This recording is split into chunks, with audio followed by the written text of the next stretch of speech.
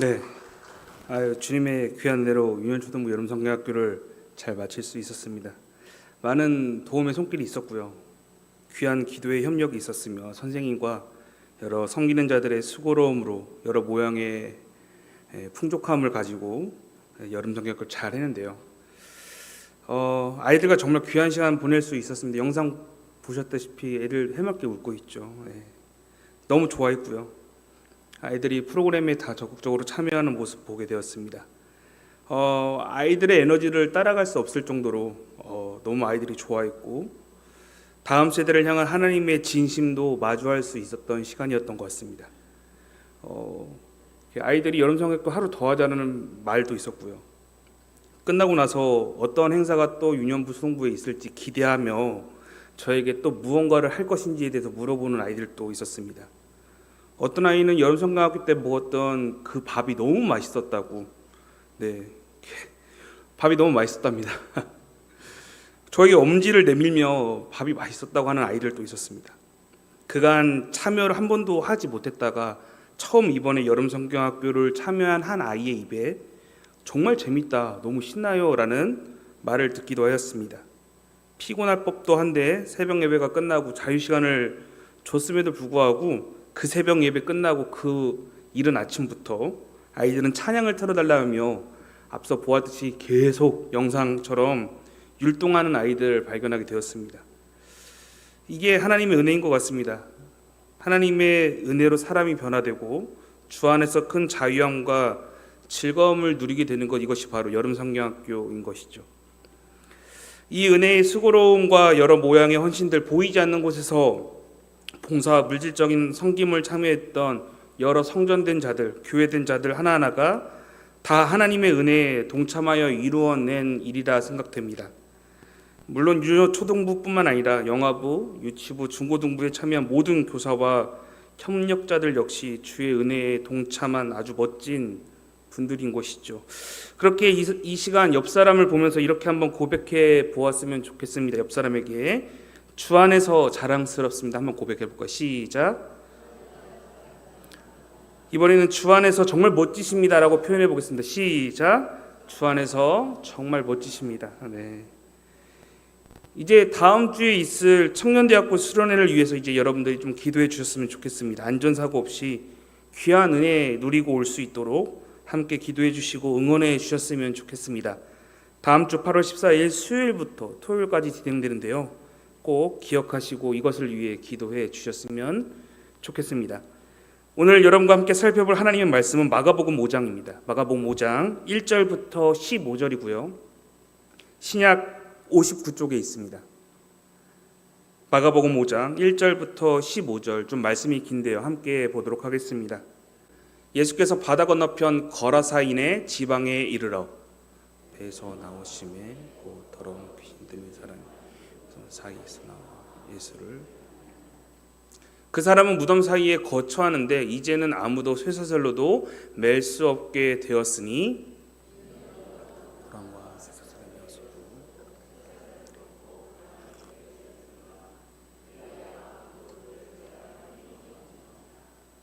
밤낮 무덤 사이에서나 산에서나 늘 소리 지르며 돌로 자기의 몸을 해치고 있었더라.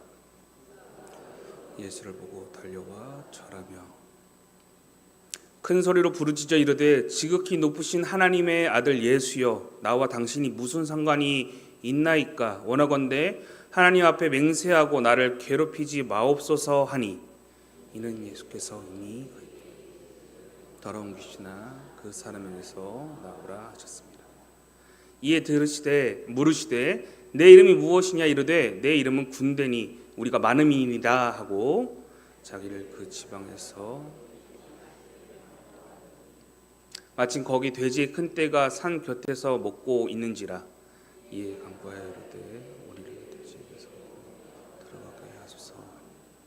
허락하신데 더러운 귀신들이 나와서 돼지에게로 들어가매 거의 2,000마리 되는 떼가 바다를 향하여 비탈로 내리다라 바다에서 몰사하거늘 치던 자들이 도망하여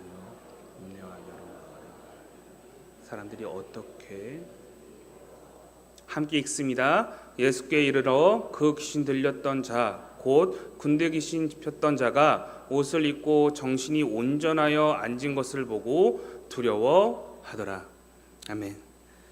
오늘 여러분과 예수여 나는 당신과 무슨 상관이 있습니까? 라는 제목으로 오늘 말씀을 나누며 또 은혜를 나누고 이것에 대한 결단을 함께 이 저녁 해보는 시간을 가져보고자 합니다.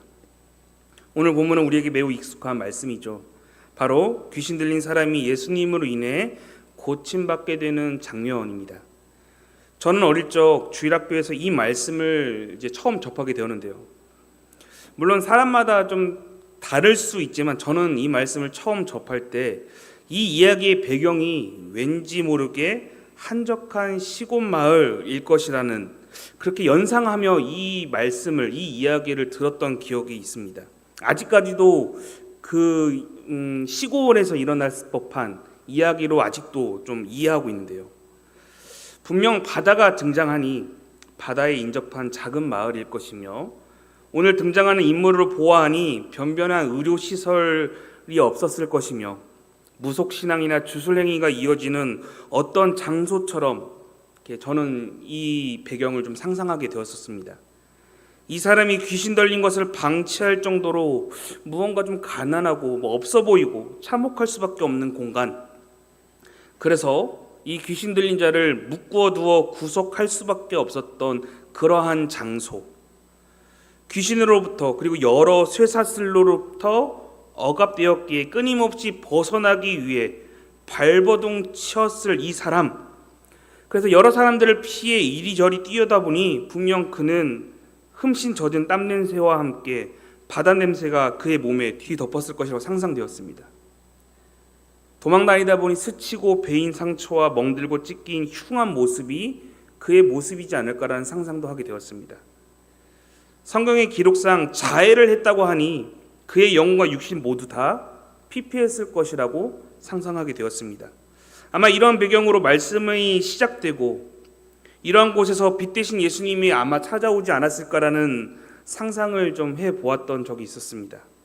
여러분 어떠십니까? 저의 접근이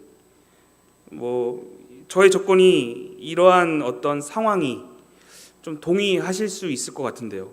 괜찮나요? 저의 이런 상상이 별로 와닿지 않습니까? 아마 그랬을 것이라고 좀 상상해 보았습니다. 그런데 1절을 살펴보니까요, 예수께서 거라사라는 이방 땅에 도착하셨다라는 사실을 보아 이 이야기의 배경이 거라사인 것은 우리가 알 수 있죠.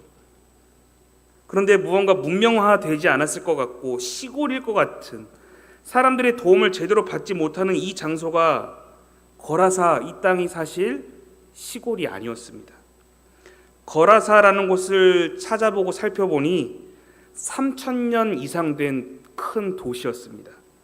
오늘날 이스라엘 갈릴리 호수 서쪽에 있는 요르단이라는 나라가 있는데요, 그 나라에 자리한 도시였습니다. 이미 예수님이 오시기 전 알렉산더 대왕이 세운 도시로서 그리스 문화와 곧 헬라 문화가 지배했던 장소였고요, 많은 신전들이 즐비했던 곳이었습니다. 이후 로마가 제국을 이루면서 이 지역을 통치하면서 이 거라사 지역은 철광이 많았기에 오랜 시간 더욱 번성하였고요, 로마 제국의 부유한 도시 중 손꼽히는 도시 중 하나였습니다. 오랜 시간이 흐른 후에 비잔틴 시대가 이르렀음에도 불구하고 그 시대까지 찬란한 도시 중 하나가 바로 오늘 등장하고 있는 거라사입니다. 물론 지금은 황폐하게 아무것도 남아있는 것이 없기에 발골된 유물들만 좀 살펴봐야 하는 상황이지만 그 유물들로만 봤을 때도 큰 성벽에 무려 성문이 6개나 달려있을 정도로 어마어마한 큰 성이 존재하였으며 그 성 안에는 큰 광장과 원형극장, 콜로세움과 같은 대형 경마장이 있었답니다. 1,000평이 넘는 대형 목욕탕이 2개나 있었고요, 제우스 신전과 디오니소스, 아데미 성전도 함께 발견되었답니다. 누가 봐도 대도시인 것이죠. 누가복음 8장 27절 말씀입니다.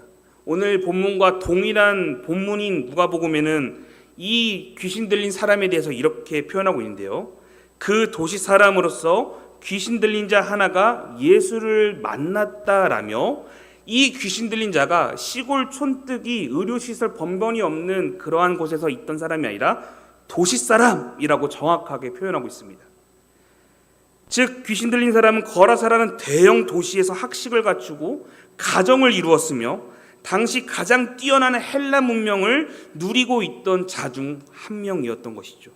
그런데 지금 그의 상황은 어떻다고 말하고 있습니까? 귀신으로 인해 사망 권세에 놓여져 있는 상황에 빠져 있습니다. 끊임없이 사람들로부터 격리당하고요, 외면받고 은둔해야 하는 상태입니다. 가정과 사회에서 철저하게 분리되어야 했던 사람이 바로 이 귀신 들린 사람이었습니다. 또한 이 귀신 들린 자는 자신을 통제하지 못하였습니다. 자기를 억제하지 못했고요, 본인의 본 모습까지도 잃어버려야만 했던 자였습니다. 감정과 의지를 스스로 해결하지 못하는 상태에 분명히 이르렀을 것이고요, 세상에서 메마르고 지치고 아픔을 넘어 분노로 살아야 했던 사람이 바로 이 귀신 들린 자였을 것입니다. 사랑하는 성도 여러분, 그런데 이 귀신 들린 자의 모습은 오늘을 살아가는 우리의 모습을 거울처럼 대면하게 됩니다. 물론 저는 여기서 귀신론을 말하고자 하는 것은 아닙니다. 감기에 걸리면 감기 귀신이 붙은 것이고, 사고가 나면 귀신이 장난친 거고, 차 멀미야 관절염이 시달리면 귀신이 병균을 파송하여 그렇게 아파한다, 이러한 헛된 귀신론을 주장하고자 하는 바는 아닙니다. 우리가 아무리 첨단 도시와 대도시에 살고 있다 하나 사실 우리가 나 스스로 통제하거나 나 스스로의 인생을 억제하지 못한다는 것, 자신의 감정과 의지조차도 스스로 해결하지 못하는 연약한 인생이 바로 우리들이라는 것이죠. 아무리 대도시에서 첨단 문명과 뛰어난 문화 혜택을 받으며 산다 해도 자신의 아픔과 고통, 여러 시선과 감정의 상처로부터 여전히 괴로워하며 사는 이들이 우리 주변에 너무나도 많다는 것이죠. 그렇다면 질문해 보겠습니다. 여러분은 이것들로부터 자유로우십니까? 이 서울이라는 대도시에 사시면서 많은 문명과 혜택, 문화를 누리시며 살고 계시는데 오늘 또 행복하시고 삶의 자유로움을 느끼며 살아내고 계십니까? 수많은 사람들이 비과학적이고 검증되지 않은 사실을 거부하는 것이 마치 이성적인 사람인 듯하게 말하며 행동하며 오늘날 살아가고 있습니다. 그러면서 하나님을 부정하는 것이죠. 근데 아이러니하게요, 많은 사람들은 자신을 위해 오늘 또 점을 보러 갑니다. 운세를 보고요, 부적을 그리러 무당을 찾습니다. 비과학적인 것은 신뢰하지 않는다고 말하지만 이미 무당과 역술인은 100만 명이 넘었다라고 2017년 기사에 등장하였고, 2023년 기사에는 디지털 시대에 늘어난 무당과 역술인의 이유에 대한 컬럼이 수없이 늘어나고 있는 것을 발견하게 됩니다. 첨단 사회 가운데, 과학 문명 가운데 무당과 역술인이 늘어난다는 것은 좀 아이러니한 것이죠. 분명 찾는 이가 있기에, 수요자가 늘어나기에 공급자가 늘어나는 거겠죠. 즉 우리가 아무리 과학적이고 이성적이고 세련되고 고상한 지식과 문화, 질 높은 생활을 꿈꾼다고 말한다 할지라도 우리 안에 채워지지 않은 영적인 것들, 무엇으로도 만족할 수 없는 내 영혼의 갈급함은 존재한다는 것이죠. 문제는 하나님이 아닌 다른 것들로 채우고자 한다는 것입니다. 그것이 점이나 미신이 될 수도 있고요, 고상한 문화생활로 나의 영적인 것들을 채워보고자 하는 노력들도 있을 것 같습니다.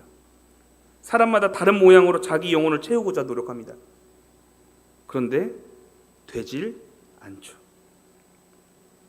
사랑하는 성도 여러분, 좋은 환경과 문화가 아무리 뛰어나다고 해서 이것들이 우리를 대변할 수 있는 것은 아닙니다. 환경과 문화가 아무리 최고를 향해 달려가고 시대의 탁월함 가운데 우리가 의존하여 오늘 또 살아낸다 할지라도 그 의도와 다르게 우리의 인생은 비참하고요, 괴로움과 마음에 그 감겨있는 쇠사슬로부터 사실 우리는 자유롭지 못하고 살아내고 있다는 것이죠. 여러분, 우리 솔직해 봅시다. 마음의 상처들 다 있지 않으십니까? 마음 가운데 감겨져 있는 쇠사슬 다 있지 않으십니까? 모든 인생은 사망 권세 앞에 놓여져 있습니다. 그렇게 우리에게는 생명 되신 예수 그리스도가 필요한 것이죠. 나의 의지와 능력으로 우리 인생을 다스릴 수 있는 것이 아니라 예수 그리스도의 다스림, 그 다스림이 필요하고 인정하는 삶이 필요하다는 것입니다. 저는 이번 여름 성경학교를 통해서요, 그리스도의 다스림이 있는 곳은 분명 영혼을 바꿀 수 있다는 사실을 제 두 눈으로 확인하게 되었습니다. 과거에는요, 시간이 될 때마다 우리 아이들이 휴대폰을 손에 놓지 않았습니다. 그런데 이번에는 많은 아이들이 손에서 휴대폰을 놓고 찬양 앞으로 나아가는 모습을 발견하게 되었습니다. 물론 여러분들에게 이것이 별것 아닌 것처럼 보이지만 아이들에게 있어서는요, 이 휴대폰은 하나의 문화이자 자신의 할 수 있는 질 높은 생활입니다. 이 휴대폰 하는 것이 자신들의 소통의 큰 창구이고요, 자신을 대변하는 것이 바로 이 휴대폰입니다. 자신의 신체의 일부가 된 것이죠. 근데 그것을 내려놓고 찬양을 선택했다라는 것은 정말 큰 결심인 것이죠. 심지어 계획이 없던 주일 새벽 예배 때에도 다 함께 나와서 예배 드리는 모습을 보았습니다. 무지개 예배를 포함하여 이틀 연속 새벽 예배를 드리는 것은 과연 가능할까라는 저의 어리석은 판단과 달리 선생님들과 아이들의 의지는 예배를 즐거워했고요.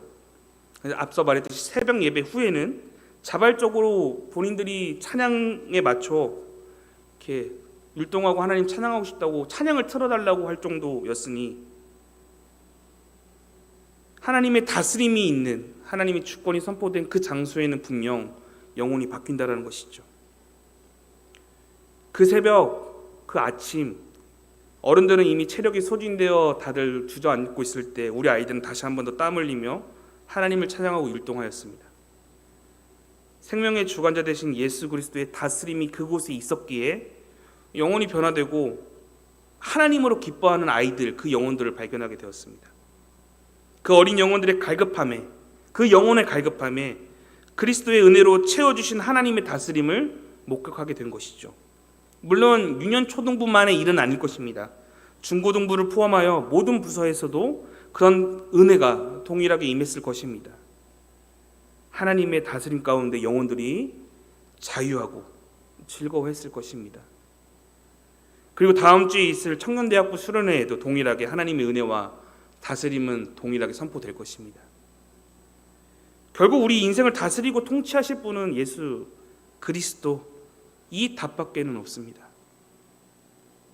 자, 이런 예수님의 통치권에 대해서 지금 계속 꾸준히 예수님의 통치하심에 대해서 나오고 있는데요, 오늘 등장하는 마귀는 귀신 들린 자의 입을 통해서 이러한 말을 하게 되는데요, 마가복음 5장 7절에는 마귀가 이렇게 소리를 지르는 장면을 보게 됩니다. 지극히 높으신 하나님의 아들이여, 아들 예수여, 나와 당신이 무슨 상관이 있습니까? 귀신의 이 말은요, 당신이 나에게 이래라 저래라 할 수 없습니다, 당신과 나는 상관이 없습니다 라는 의미가 아닙니다. 당신에게 아무것도 할 수 없고 당신에게 무엇도 할 수 없는 나에게 도대체 무엇을 원하십니까? 제발 저를 놔두시고 괴롭히지 마시고 예수님 하시던 일을 하십시오. 저는 이대로 좀 놔두셨으면 좋겠습니다라며 귀신이 지금 애걸하고 있는 것입니다. 귀신은 거짓된 영임에도 불구하고 그리스도의 통치권을 부인하지 못하고 있습니다. 귀신은 주님 앞에 더럽고 거룩하지 못하기에 하나님과 상관없는 존재임에도 불구하고 그 하나님의 통치권을 무시하지 못하고 자신의 통치할 수 있는 유일한 그 하나님의 손에 있는 통치권을 인정하고 스스로 고백하고 있는 장면인 것이죠. 그렇다면 예수님께서 이 귀신을 축출하는 이 현장을 통해 우리에게 무엇을 보여주시고자 하는 것일까요? 과연 저는 2년이 조금 못됐지만 김혜수의 주연의 슈룹이라는 사극 드라마를 본 적이 있습니다. 드라마가 품고 있는 물론 잘못된 방향들이 있기에 내용을 나누진 않겠습니다. 다만 제 눈길을 끄는 한 장면이 있었습니다. 잠시 궁중 밖으로 나왔던 중전, 그러니까 김혜수가 중전인데요, 그 앞에 매질당하고 있는 한 여노비를 발견하게 됩니다. 양반에게 겁탈당하였으나 오히려 양반은 겁탈하지 않았다고 부인하고 이 연호비를 가혹하게 추궁하고 매질하게 됩니다. 네, 한번 영상 한번 보시죠. 마마께서 떠나시면 인연의 삶은 더 가혹해질지도 모르옵니다. 내 이미 너의 인생에 끼어들었다.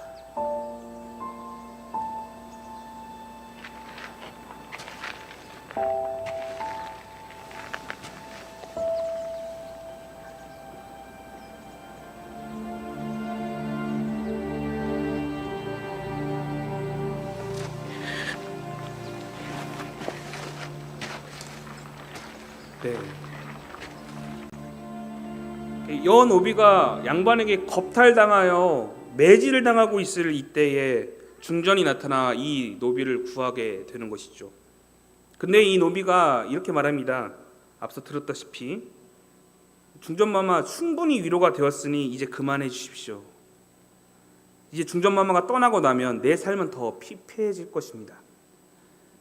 더 고단해질 것이니 더 이상 신경 쓰지 마십시오라고 말할 때 이 김혜수 중전이 이렇게 말하는 것이죠.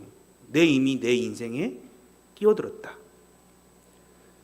이 연호비의 손을 붙잡아 일으켜 세우며 내 인생에 이미 내가 참관하였다라며 말하고 있는 것이죠.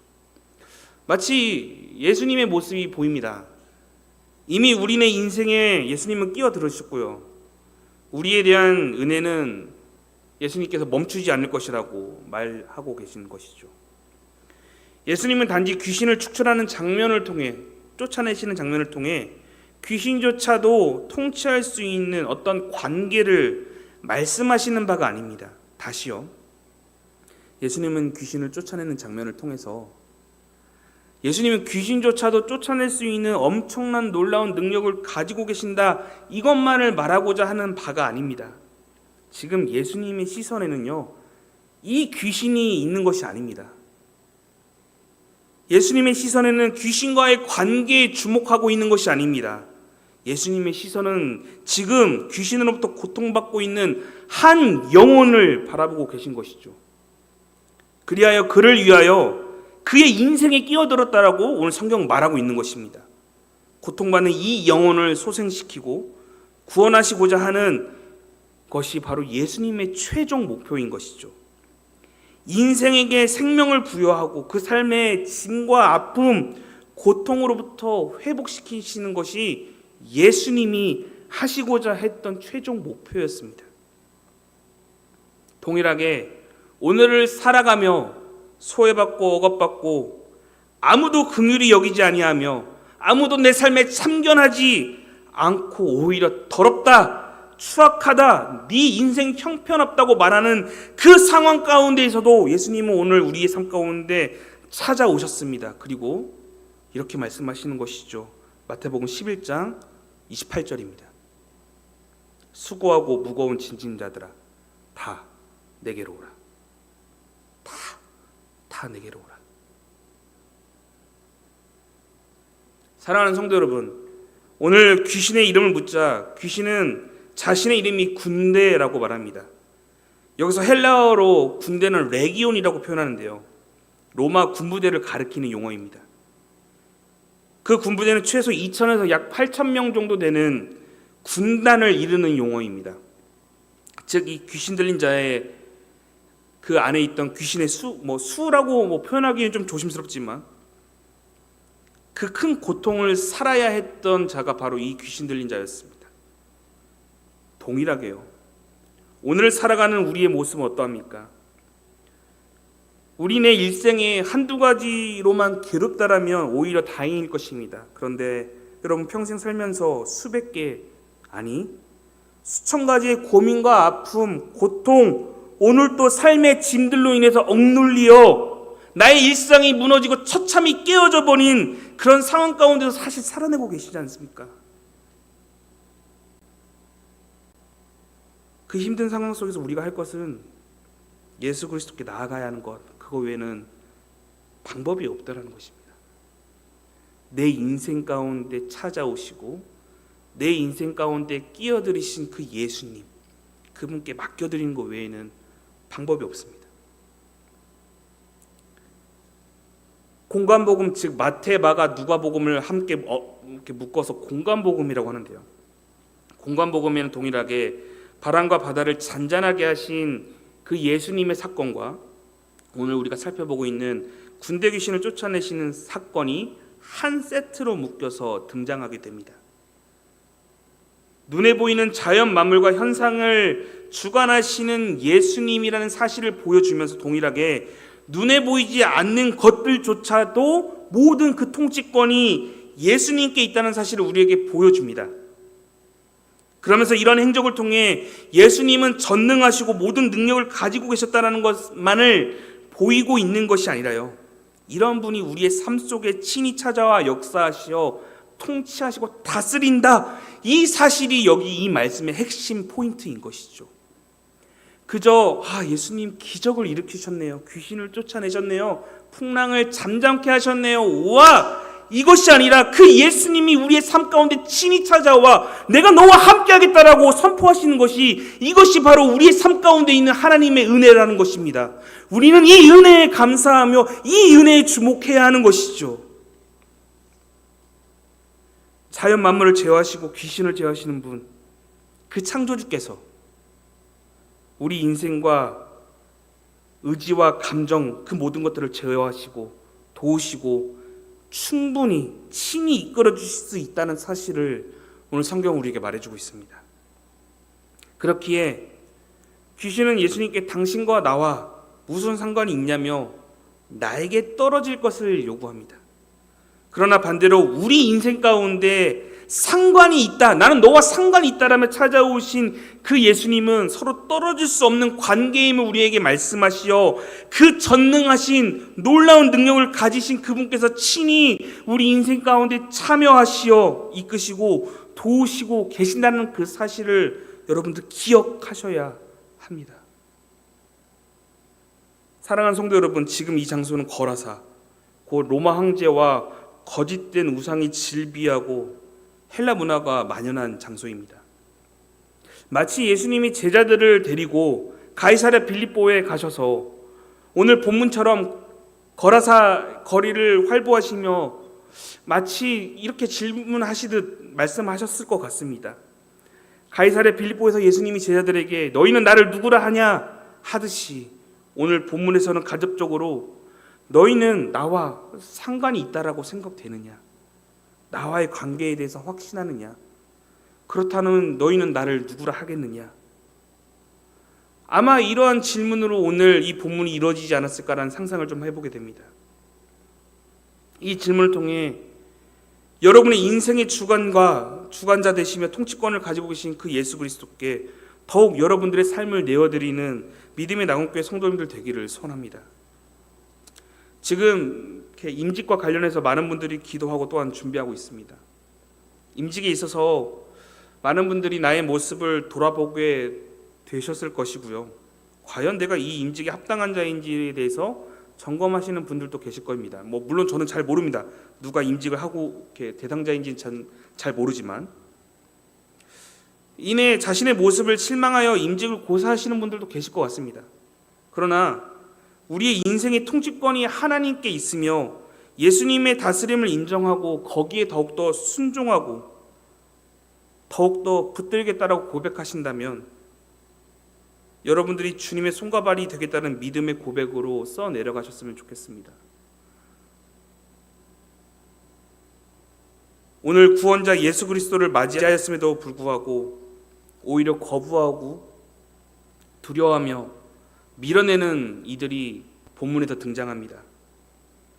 물론 이전 사건에서도 제자들이 풍랑과 바람을 잠잠케 하시는 예수님을 보고 오히려 두려워하고 무서워했던 장면이 등장하는데요. 그런데 이것을 넘어 예수님을 거부하고 밀어내는 자들의 반응이 오늘 본문에서 등장합니다. 그 말씀 마가복음 5장 15절부터 17절까지의 내용입니다. 제가 읽겠습니다. 예수께 이르러 그 귀신 들렸던 자 곧 군대 귀신 짚혔던 자가 옷을 입고 정신이 온전하여 앉은 것을 보고 두려워하더라. 이에 귀신 들렸던 자가 당한 것과 돼지의 일을 본 자들이 그들에게 알림해 그들이 예수께 그 지방에서 떠나기를 간구하더라. 귀신들이 돼지 2,000마리 속으로 들어가 물속에 빠진 장면과 함께 귀신 들렸던 자가 온전해진 그 모든 모습들을 보았던 사람들이 그 거라사 지방, 그 도시에 예수에 대해서 전하기 시작합니다. 그리고 그 도시 사람들이 몰려와 예수를 향해 떠나 주십시오 라고 말하고 있습니다. 지금 생명이 살아나고 놀라운 기적이 일어나며 생명 대신 예수님이 그곳 가운데 찾아오셨음에도 불구하고 생명을 거부하고 생명을 떨쳐내려는 자들의 모습을 발견하게 됩니다.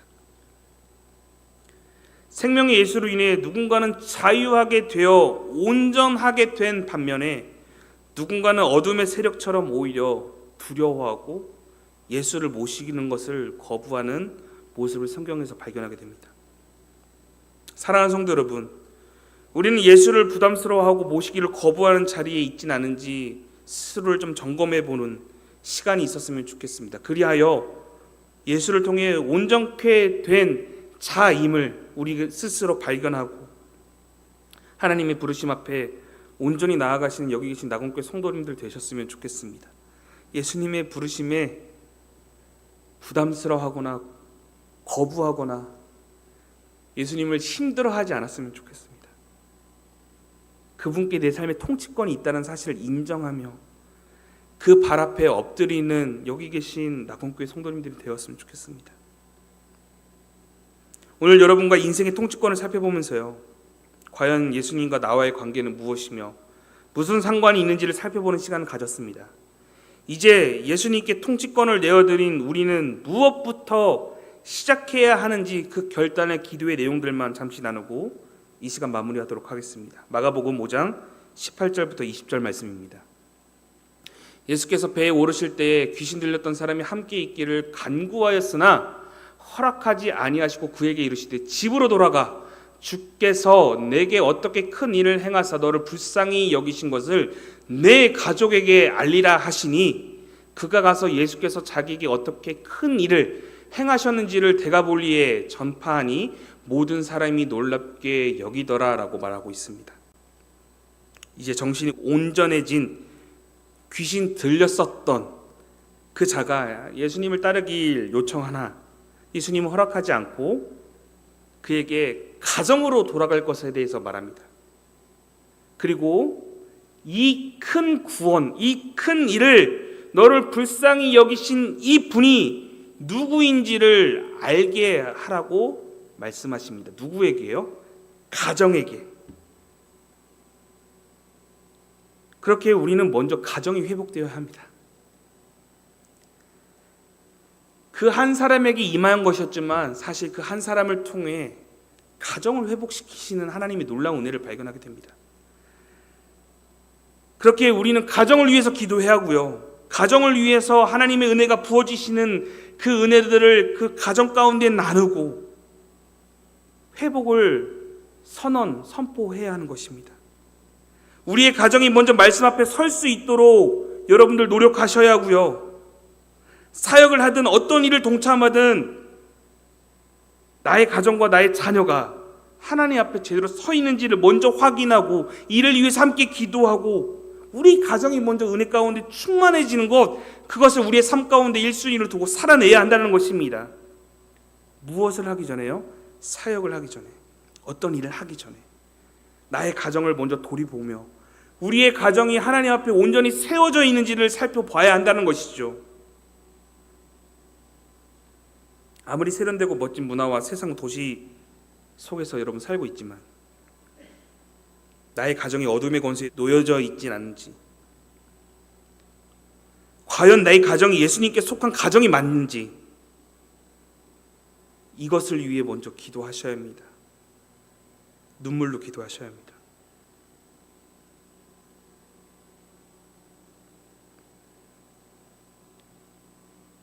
우리 주변에 많은 사람들이, 많은 가정들이 자녀와 가정으로 인해 고통받고 오늘 또 가정이 무너지는 모습들을 발견하게 됩니다. 어떠한 가정은 폭력과 억압으로 철저하게 가정이 무너지고 형제 사이가 갈라지게 되어 자살 시도까지 일어났다는 어떤 한 개인의 이야기를 유튜브 영상을 통해서 발견하게 되었습니다. 이처럼 겉은 화려한 도시 속에서 살고 있으나 실상 우리 내면에는 가정이 무너지고 우리의 영혼이 파탄났으며 그 하나 하나님께 내어드릴 것 없는 우리 가정의 모습이 있진 않은지, 그렇게 여러분 오늘 이 저녁에는 여러분들의 가정과 자녀들, 나의 영혼을 위해서 여러분들 꼭 기도하셔야 합니다. 너를 오늘 또 불쌍히 여기신 분이 누구인지, 나와 오늘 또 상관이 있다라고 말씀하시는 그분 앞에 나의 위로와 나를 향한 은혜가 있다는 사실을 기억하시며 그분 앞에 찾아가 여러분들 기도하셔야 하는 것이죠. 오늘 그분은 나의 괴로움과 모든 슬픔, 좌절도 이해하시고 위로하시는 분이시기에 이 저녁 그분 앞에 여러분의 모든 것을 내어두는 시간이 있었으면 좋겠습니다.